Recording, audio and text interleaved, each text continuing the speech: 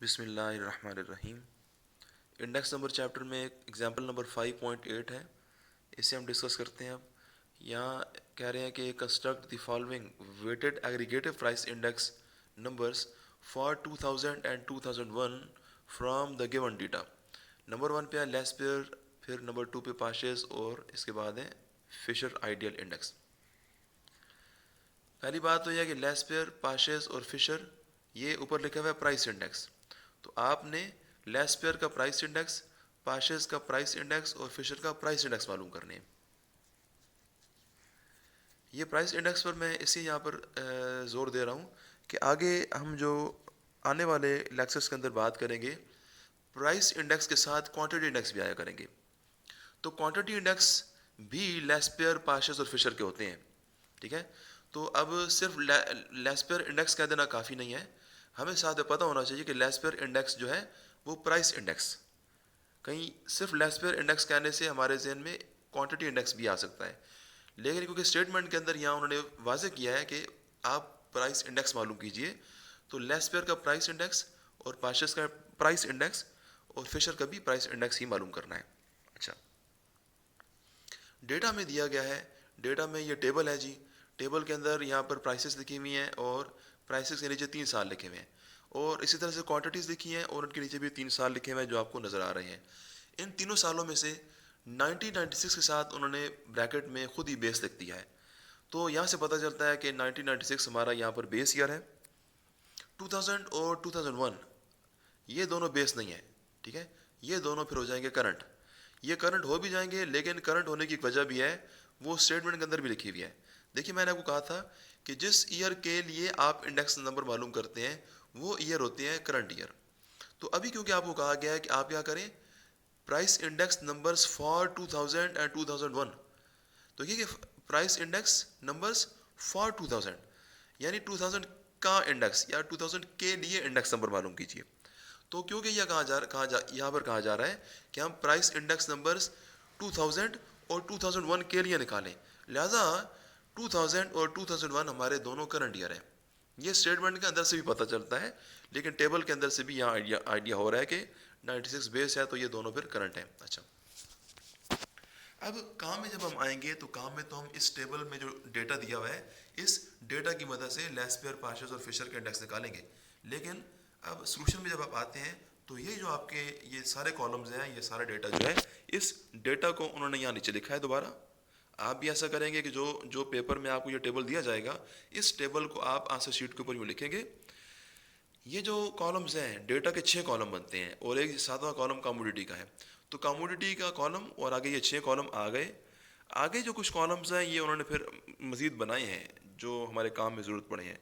लेकिन जो कॉलम जो गिवन डेटा था, गिवन डेटा जो उन्होंने एज इट इज़ लिखा है ना, उस पर पहले बात करते हैं कि वहाँ उन्होंने क्या किया है। ये जी जो स्कोर बड़ा कर देता हूँ मैं, ये अब आपको जो 6 कॉलम नज़र आ रहे हैं ना नीचे, ये सारे दो क्वेश्चन में गिवन थे। अब देखिए, क्योंकि 1996 हमारा बेस था, तो 96 की प्राइस, क्योंकि ऊपर प्राइस लिखा हुआ है, ये प्राइस का जो ये प्राइस है ना, ये इन तीनों सालों के लिए है। 96 के लिए भी, 2000 के लिए भी और 2001, ये तीनों सालों के लिए प्राइस मुशतरका नाम है। तो जब आप कॉलम के नीचे आएंगे ना, तो इन तीनों सालों के लिए आप पी लिखेंगे ऊपर, क्योंकि ये प्राइस है। तो 96 के ऊपर पी लिखेंगे, 2000 और 2001 दोनों के ऊपर पी लिखेंगे। लेकिन 96 की पी को पी नॉट कहेंगे, क्योंकि 96 ऊपर लिखा हुआ है कि ये बेस है। तो 96 की तो हो गई पी नॉट। अब 2000 और 2001 ये दोनों करंट ईयर हैं, लेकिन आपको पता है कि हम करंट ईयर को पी एन कहते हैं। लेकिन पी एन का मसला यह है कि आप क्योंकि करंट ईयर एक से ज़्यादा हो गए हैं, तो आपने एक जो ईयर है 2000 उसके लिए P1 कह देना है, और 2001 के लिए आपने P2 कह देना है। यहाँ पर ये 1 और 2 का रोल वही है जो n का होता है, यानी जो Pn जब आप लिखते हैं ना, तो n की जगह पर अब ये 1 और 2 आ जाएंगे। और अभी तो हमारे सिर्फ ये 2000 और 2001 है ना, तो प्रैक्टिकल के अंदर यहाँ पर और भी ईयर आते हैं, यानी मिसाल के तौर पर 2000, 2001, 2002, 2003 ऐसे ईयर चलते रहते हैं। तो फिर वहाँ पर हम P1, P2, P3, P4 ऐसे लिख देते हैं। लेकिन बेस ईयर एक ही होती है, बेस में सिर्फ P नॉट ही रहेगा, ठीक है। इसी तरह से क्वांटिटी, क्वांटिटी के नीचे भी 3 ईयर लिखे हुए हैं। इन्हीं तीन, ये जो तीनों साल है ना, इन तीनों सालों के ऊपर क्वांटिटी इनका मुश्तरका नाम है। लिहाजा 96 के ऊपर भी क्यों लिखेंगे, 2000 और 2001 के ऊपर भी आप क्यों लिखेंगे, लेकिन 96 की क्यू को क्यू नॉट कहेंगे, और 2001 की क्यू को आप क्यू वन कहेंगे, और 2000 2000 की क्यू को क्यू वन कहेंगे, और 2001 की क्यू को क्यू टू कहेंगे। ये देखिए, जो जब आप 2000 की की पी के साथ आप वन लिख रहे हैं ना, यानी 2001 की प्राइस को P1 कह रहे हैं, तो फिर आपको 2000 की प्राइस को आप P1 कह रहे हैं अगर, तो 2000 की क्वांटिटी को भी Q1 कहना पड़ेगा। ऐसा नहीं करेंगे कि आप यहाँ 2000 की P को तो P1 कह रहे हो, लेकिन 2000 की Q को Q2 कह दें, ऐसा नहीं होगा। ठीक है, जिस साल के लिए आप ऊपर वन लिख रहे हैं, जिस साल की प्राइस के लिए आप P1 लिख रहे हैं, तो उस साल की क्वांटिटी के लिए भी आपको वन लिखना पड़ेगा उनकी सब में। यानी अब हम याद रखेंगे कि 2000 के लिए 1 है और 2001 के लिए 2 की ये हम नोटेशन चला रहे हैं। अब जी सबसे पहले बात करते हैं अपना जो हमारा रिक्वायर्ड इंडेक्स नंबर है, लेस्पेयर्स।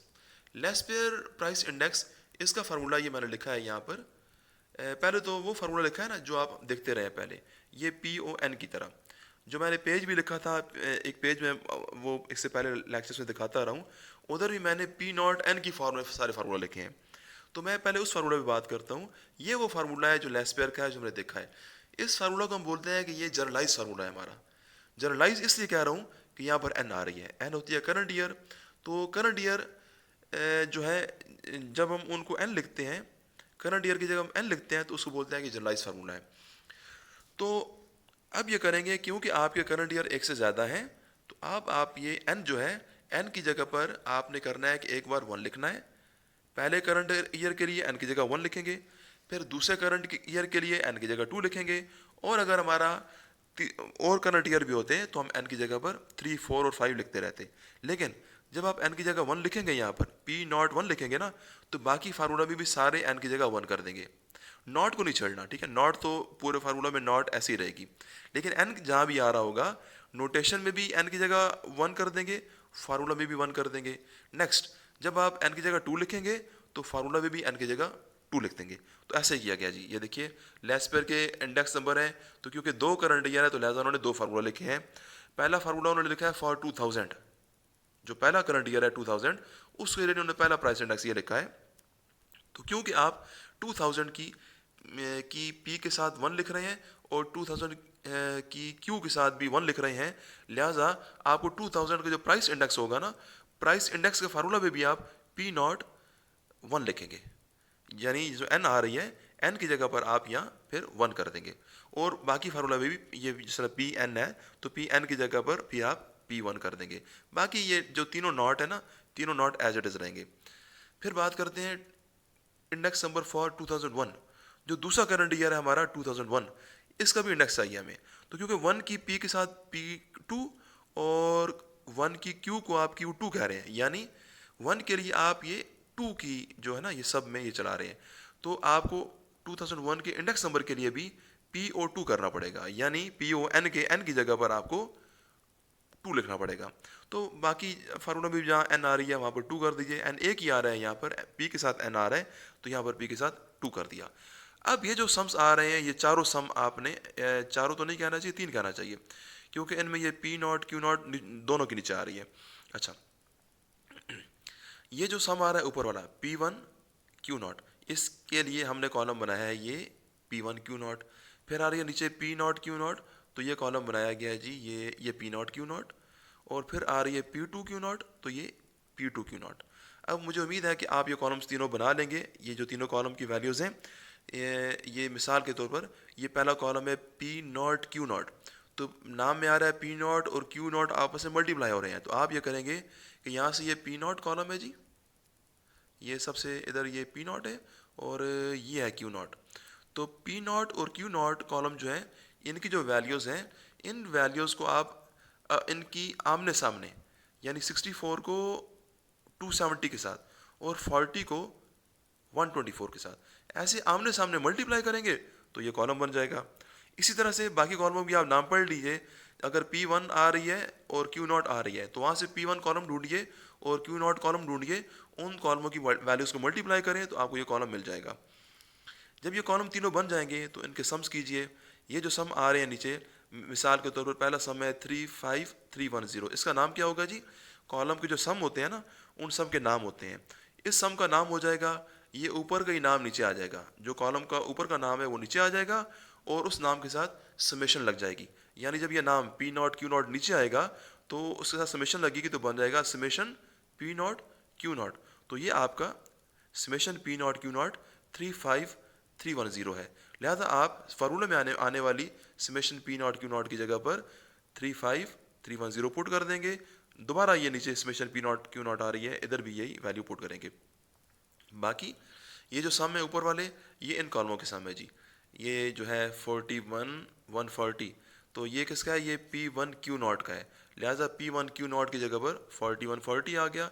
और P2 Q0, तो ये जी ये है P2 Q0, इसका सम है 39644। लिहाजा सम ऑफ P2 Q0 आ गई 39644। यहाँ पर वैल्यूज पुट करें, इन्हें सॉल्व करें। अगर देखिए इससे पहले लेक्चर्स के अंदर मैं ये सम मैंने लिखे हैं और इन सम्स के मैंने नाम भी लिखे हैं। अगर आपको यहाँ थोड़ी सी कन्फ्यूजन है भी तो इससे पहले लेक्चर्स पर ध्यान कीजिए। जिस तरह वहाँ कॉलमों के नीचे जब हम ये न्यूमेरिकल वैल्यू लिखते थे तो इस न्यूमेरिकल वैल्यू का बाकायदा हमने नाम लिखा भी है, तो उस तरह से आप नाम लिख लीजिएगा और ये सम्स पुट करें, आपको आंसर्स मिल जाएंगे।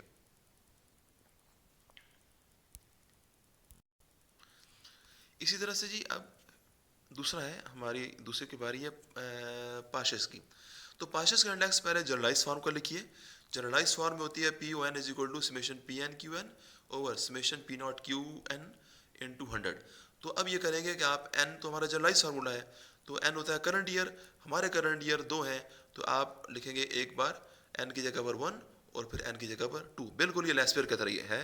जिस तरह लेस्पेयर में आपने n की जगह 1 और 2 लिखे हैं, देखिए इसी तरह से उन्होंने जब n की जगह 1 लिखी है तो बनी है P(O)1 और n की जगह 2 लिखी है तो बनी है P(O)2। इसी तरह से आप बैक करें तो आप देखिए कि n के लिए ये 1 के लिए 2000 चल रही है और 2 के लिए 2001 चल रही है। तो फार्मूला में भी जहाँ पर भी n आ रही है वहाँ पर आपने n की जगह, इन तीनों n की जगह 1 पुट करनी है, तो ये 1 के साथ आ गया। और इन तीनों n की जगह पर 2 पुट करेंगे तो ये नीचे वाला फार्मूला बन जाएगा। अब ये जो सम चाहिए आपको P1 Q1 और P2 Q2, ये कॉलम देख लीजिए। ये है जी हमारा P1 Q1 और आखिरी कॉलम है P2 Q2। ये कॉलम इसलिए बनाए गए हैं क्योंकि हमारे पाशेस के फार्मूला में ये आ रहे हैं, हमें ये सम्स चाहिए। तो ये सम्स हैं, आप उन कॉलम से हासिल करें। उन उन जो कॉलम अभी आपने देखे हैं उन कॉलम के सम कीजिए। वो जो सम आएंगे उन कॉलमों के सम आपने अपनी अपनी जगह यहाँ पुट कर देने हैं, सॉल्व कीजिए, यहाँ आंसर आ जाएंगे। फिशर का मैंने जनरलाइज फार्मूला नहीं लिखा है क्योंकि अगर आपने पाशेस का जनरलाइज फार्मूला देख लिया है तो फिशर का जो जनरलाइज फार्मूला जो n की फॉर्म में होता है, वो जो जिस पेज पर मैं आपको दिखाता रहा हूँ उस पेज पर आप देखिए, वहाँ n की जगह फिशर के फार्मूला में जहाँ पर भी n आ रही है उस n की जगह पर आप एक बार 1 पुट करेंगे तो आपको PO1 मिल जाएगी और फिर आप उस n की जगह पर 2 पुट करेंगे तो आपको PO2 मिल जाएगी। 1 का मतलब है 2000 और 2 का मतलब है 2001। तो हाँ, फार्मूला के अंदर भी जारी बात है, आपने पूरे फार्मूला में n की जगह 1 और पूरे फार्मूला में 2 पुट करना है। अब ये जो है ना PO1 वाला फार्मूला फिशर का, इसके अंदर आने वाले जो चारों सम है, ये चारों सम वही हैं जो लेस्पेयर और पाशेस के लिए आप पहले ही मालूम कर चुके हैं। तो फिशर के फार्मूला में जो सम आते हैं वो सम्स लेस्पेयर और पाशेस के फार्मूला में भी होते हैं। तो ये जो है, ये मिसाल के तौर पर अभी मैं बात करता हूँ, नीचे फार्मूले की बात करता हूँ। यहाँ पर है मेरे पास PO2 के लिए, तो ये ऊपर का सम है समेशन P2 Q2। तो ये देखिए ये लिखा हुआ है समेशन P2 Q2 पाशेस में। फिर है जी P0 Q2, तो ये P0 Q2। इसी तरह से ये P2 Q0 है, समेशन P2 Q0 है, तो ये बैक करना पड़ेगा। ये है जी समेशन P2 Q0। तो ये जो वैल्यूज़ आपने जो वैल्यूज़ ये न्यूमेरिकल वैल्यूज़ यहाँ पुट किया ना, यही वैल्यूज़ अब आपने करना है कि फिशर के फार्मूला में यहाँ अंदर उन्होंने पुट की हैं और ये सॉल्व करने के बाद आंसर आ गए हैं। जो चौथा है मार्शल एडवर्थ, वो यहाँ उन्होंने पूछा नहीं है लेकिन पूछ सकते हैं। अगर आपसे वो पूछें तो मार्शल एडवर्थ की भी जो जनरलाइज फॉर्म है, उस जनरलाइज फॉर्म के अंदर आप n की जगह पर 1 पुट करेंगे और फिर आपने n की जगह पर 2 पुट कर देना है। और मार्शल के फार्मूला में भी जितने सम आएंगे ना, ये वही सम होंगे जो लेस्पियर और पास्चर के फार्मूला में आते हैं। जिस तरह अभी आपने देखा है कि फिशर के फार्मूले में आने वाले सम जो होते हैं, ये चारों सम पहले ही लेस्पियर और पास्चर के फार्मूले में आ चुके हैं। तो मार्शल एडवर्थ का भी ऐसा ही होगा कि उसके फार्मूला में भी जो सम आते हैं वो सारे समस भी लेस्पियर और पास्चर के फार्मूला में आप मालूम कर चुके होंगे। यानी लेबर मजीद नहीं होगी। लेबर जो होती है कॉलम्स बनाने में, वो इतने कॉलम इतने ही बनेंगे आपके, ठीक है। अब आप अपनी बुक का एक क्वेश्चन देखिए। बुक में जो क्वेश्चन मैं बताऊंगा उसमें भी ऐसा ही होगा कि 3 साल होंगे, तो आपने काम अब खुद करना है इस काम को देखकर। ये जी आपका क्वेश्चन नंबर 32 है। इधर भी 3 साल है, 2000 के साथ बेस लिखी हुई है, और 4 और 5 ये फिर आपके दोनों करंट ईयर हो जाएंगे। तो आप 2000 की ऊपर प्राइस लिखा हुआ है ना, तो इसको आप P0 कह देंगे, और आगे P1 और P2 हो जाएंगे। इसी तरह से क्वांटिटी में 2000 की क्वांटिटी Q0 हो जाएगी, और ये अगले दोनों Q1 और Q2 हो जाएंगे। और लेकिन हमें यहाँ पर सारे इंडेक्स ही मालूम करने हैं, सिर्फ बेस ईयर वेटेड और करंट ईयर वेटेड। तो बेस ईयर वेटेड कौन सा होता है जी? लेस्पियर। और करंट ईयर वेटेड होती है पाशस इंडेक्स। तो अभी आपने काम के अंदर जो लेस्पियर और पाशस के फार्मूला यूज़ किए हैं, वही फार्मूला यहाँ पर यूज़ करने हैं इसमें, ठीक है। फिर ये आखिरी क्वेश्चन है 5.35। ये भी ऐसा ही है जी। यहाँ पर भी 3 साल है, तीनों सालों की प्राइसेस हैं, और तीनों सालों की प्रोडक्शन मीन क्वांटिटी। तो हमें कह रहे हैं कि यूजिंग 2003 बेस, तो 3 बेस हो जाएगी, बाकी दोनों ये 4 और 5 करंट है। Construct price index number from the following data. देखिए इंडेक्स नंबर तो मालूम करना है, लेकिन ये नहीं बताया गया है कि आप क्या लेस्पर का इंडेक्स निकालें या पाशस का। तो इसमें आपकी मर्ज़ी है, आप जो इंडेक्स नंबर मालूम करना चाहें, आप यहाँ पर लेस्पर का इंडेक्स नंबर मालूम कर लें, ठीक है। लेस्पर का कर लें, लेकिन लेस्पर का इंडेक्स दोनों सालों के लिए, 4 के लिए भी और 5 के लिए भी, यानी PO1 और फिर PO2, ये दोनों आपने मालूम करने हैं।